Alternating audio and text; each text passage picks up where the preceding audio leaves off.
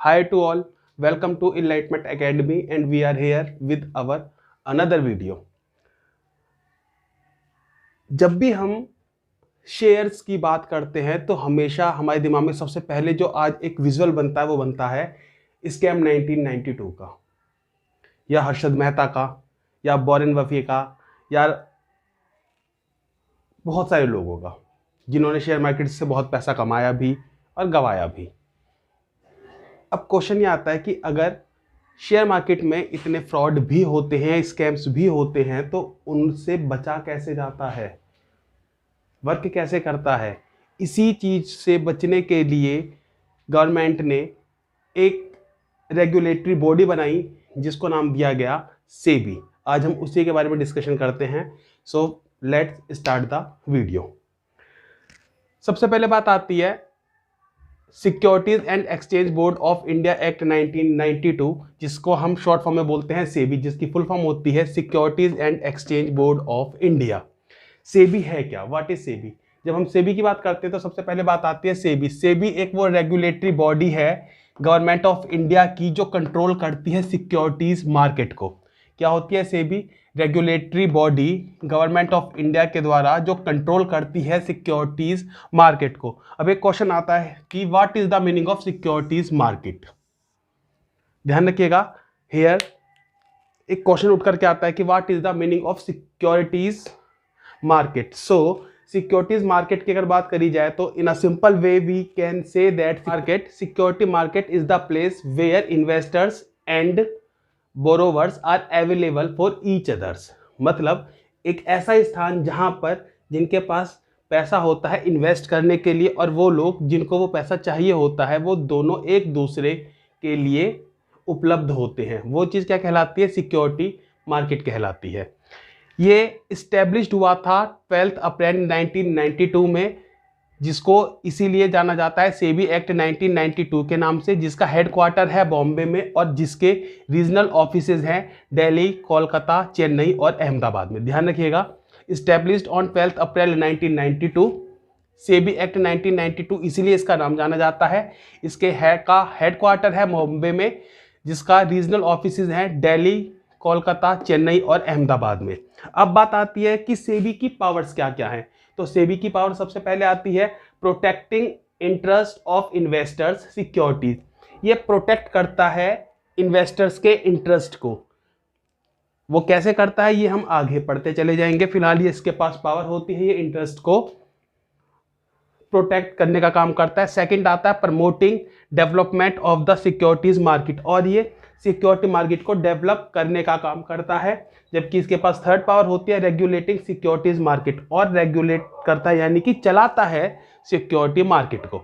ये इसके पास पावर होते हैं, इसी पावर के हिसाब से ये आगे बढ़ता है। नेक्स्ट आता है स्ट्रक्चर ऑफ सेबी।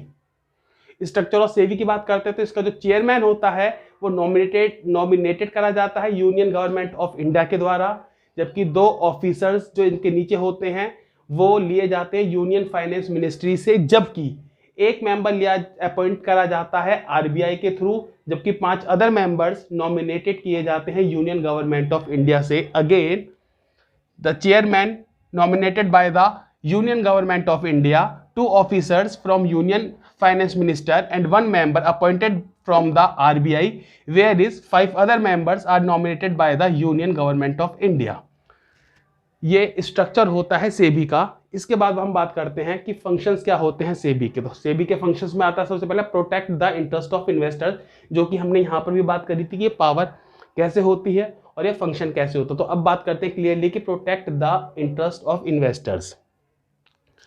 कोई भी इन्वेस्टर्स किसी एक जगह पर पैसा जब ही लगाना चाहेगा जब उसको पता होगा कि उसके साथ वहां पर किसी भी तरह का फ्रॉड नहीं हो सकता, और उस फ्रॉड को बचाने के लिए ही आज सेबी सामने आती है, जो कि बचाती है ताकि किसी कस्टमर्स के साथ किसी भी तरह की अनफेयर प्रैक्टिसेस ना हो, कोई अनफेयर ट्रेड ना हो और कोई कस्टमर किसी भी तरह से किसी कंपनी को भी धोखा ना दे पाए।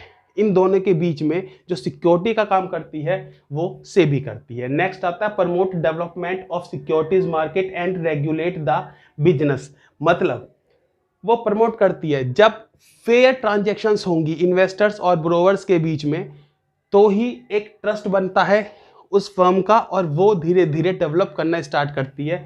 इसी तरह से सेबी इन सारी चीज़ों को दूर करके उसको प्रमोट करती है कि हाँ हम यहाँ पर हैं ताकि हर किसी के साथ एक फेयर जस्टिस हो सके, किसी के साथ भी भेदभाव ना हो, और वो रेगुलेट करती है, पूरे बिजनेस को चलाने का काम करती है एक फेयर ट्रांजेक्शन्स के तौर पर।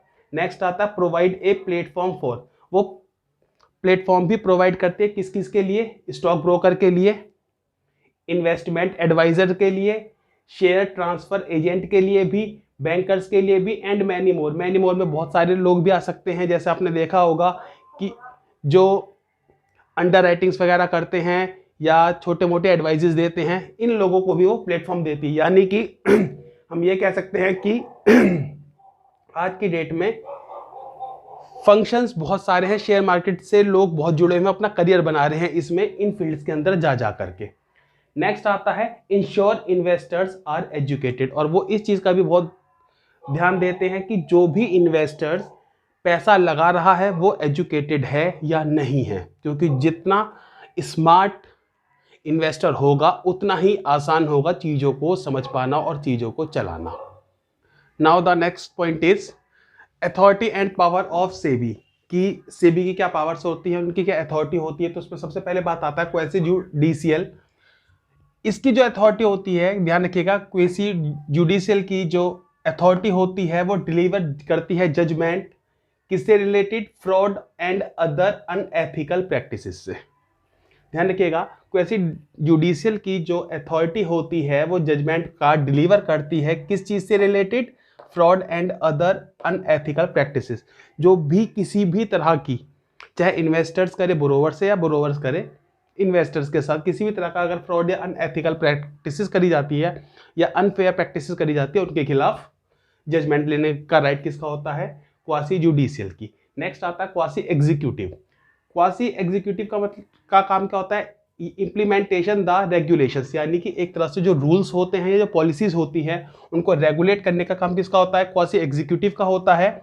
And legal action against the violators, यानी कि जो इन रूल एंड रेगुलेशंस को तोड़ते हैं या इनके बियॉन्ड जाते हैं, उनके खिलाफ लीगल एक्शन लेने का राइट होता है क्वासी एग्जीक्यूटिव का। जबकि क्वासी लेजिस्लेटिव का काम होता है reserve the right to frame rule and regulations to protect the interest of the investors, यानी कि ये जो फ्रेम रूल होता है, जो रूल्स बनाए जाते हैं और जो रेगुलेशंस बनाए जाते हैं, वो इसलिए बनाए जाते हैं और उनको रिजर्व रखती है ये चीज़, ताकि जो भी इंटरेस्ट है जो इन्वेस्टर्स करते हैं जिस इंटरेस्ट के साथ, उनको बचाया जा सके, उनको प्रोटेस्ट करा जा सके। नेक्स्ट पॉइंट आता है registration of the intermediaries. Intermediaries मतलब क्या होता है कि एक आम जनता से लेकर के और एक कंपनी के बीच का जो लिंक होता है वो इंटरमीडियरीज कहलाते हैं। वो कौन लोग बनते हैं, इसमें आता है the person associated with the securities market shall buy, sell or deal in securities after obtaining a certificate of registration from SEBI as required by section 12। Section 12 के थ्रू जिन लोगों को सर्टिफिकेट मिलता है, जो उसमें रजिस्ट्रेशन के लिए अप्लाई करते हैं और उनको सर्टिफिकेट मिल जाता है that they are capable to deal, purchase, sale for the securities, वो पर्सन बन जाते हैं एसोसिएटेड। तो ये रजिस्ट्रेशन ऑफ इंटरमीडियरीज करना बहुत ज़रूरी है। अगर भविष्य में आप कभी भी या कोई भी किसी के साथ किसी ब्रोकर को पकड़ता है तो ध्यान रखिएगा उसका पहले ये पता करना बहुत ज़रूरी कि है वो लीगल पर्सन है उसका या वो लीगल नहीं है। अगर वो लीगल नहीं है तो कोई फ़ायदा नहीं है उससे किसी भी तरह की डील करने का। और इसी के साथ ये टॉपिक बहुत छोटा था और वो ख़त्म होता है। आपसे मिलते हैं बहुत ही जल्द एक नेट वीडियोज़ के साथ। जब तक के लिए जय हिंद।